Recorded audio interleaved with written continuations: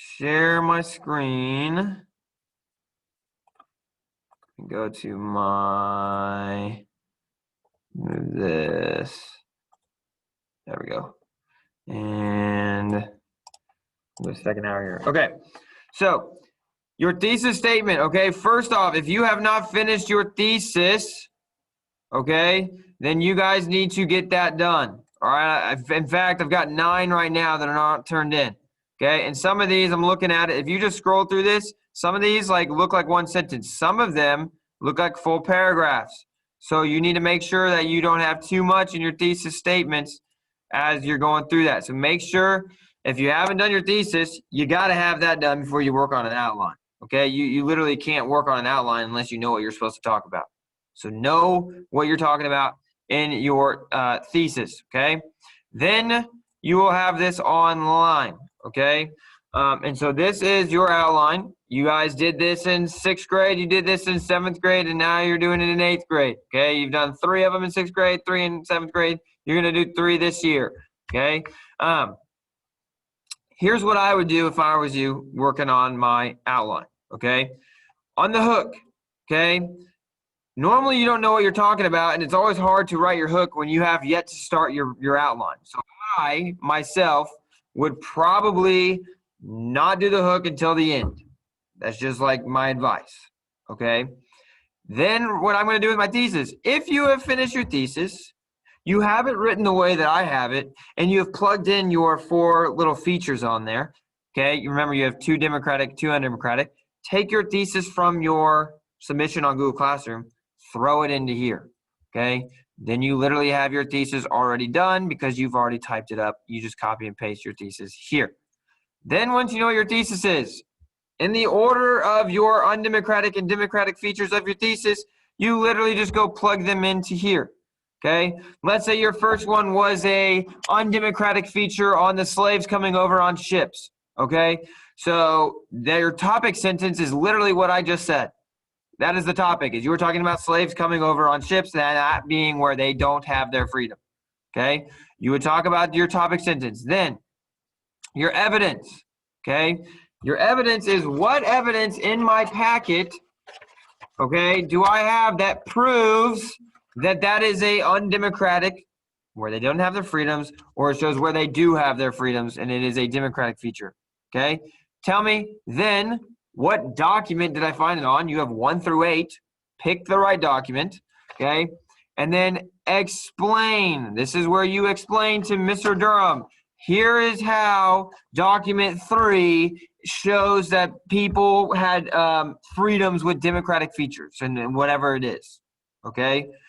Now, that's one time, okay? If you will look at the back page, if I can go to my back page, okay? This is a number constant theme. How many documents do you need to use within your arguments? And down here, it says you need to use 6, okay? So if you have to use 6 total documents, there's 8, okay? You're talking about 2 undemocratic, 2 democratic features. So you technically have 4 things you're talking about, but you need to use 6 different documents. So make sure when you make a claim about, oh, this is a freedom people had in the 1700s during the colonial America, people were free to do this, make sure you got at least 2 documents to explain it. Okay, it's not just 1. So you'll do that for this, and then you will do it again for this. Now, this is all one feature. So if you're talking about a freedom someone had, you can use 2 documents to explain that freedom. You'll do the same thing for feature 2. You'll just be talking about your next thing in your thesis. It's the second one of your thesis. You'll talk about that. Then your third one of your thesis and your 4th thing in your thesis. Now, I know I'm talking a lot, but here's something that I would do if I were you, okay? I would probably talk about 2 freedoms people had first, and then 2 where examples of freedom were taken away. 2 democratic features, 2 undemocratic features. Talk about them in order, okay? What I mean by that is, in your thesis, it should be written like that. But then I'm going to talk about where people had freedoms, okay? I'm going to talk again about where people had freedoms and colonial America. Then I would probably talk about where people did not have freedom, or where their rights were taken away from them, or where their freedom was taken away from them. And then I would do it again. Okay, it just makes it easier because you chunk them together. All right. Then you would talk about your conclusion, which is just rewriting your thesis statements with new words. So you would just conclude it with a similar thesis, not exactly the same. Then I would go all the way back up and finish my hook. Okay. For example of a hook, again, a hook's like opening up a book, and it's that first line you read, and it's like, wow, I want to continue reading this book because it had a good introduction. It's either a question or it's a surprising statement. Okay. I would probably stick to a statement about it where it's more like, wow, I didn't know that in colonial America people didn't have rights or people didn't have freedoms. Okay, you would talk something about that, which would probably help you. Okay. Also, one last thing. Let's say that you get down to your feature 4 and you have used 5 documents, and you start filling this one out, and that ends up being your 6th document. Okay. If you've already used 6 documents, then you don't need to do a 7th one on your feature 4. You just need to use 6 total documents. So some of these you may not do the second part of your evidence because you've already used 6 documents. Okay. So make sure that if you did all of these, if you did both on every section, that means you would end up doing 8. You only need to do 6. So a couple of these, you don't need to do the second part on a couple of these because it might get to your 6 limit. Okay.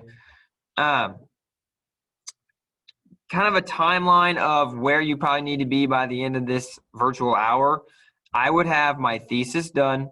I would have my first feature done about some democratic feature probably.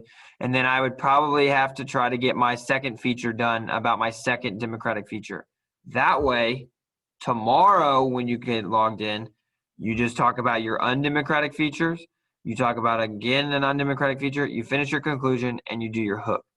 So today, timeline, try to get your thesis done, get your feature 1, get your feature 2. And then that would be probably good enough for me if you did that today. Okay. As far as that goes, if you guys have any other questions, you guys can stay on the Zoom. I will let you unmute yourself. You can ask me questions. Otherwise, if you kind of have your thesis done and you know what you're doing on your outline, you guys can leave this Zoom and go work on your outlines.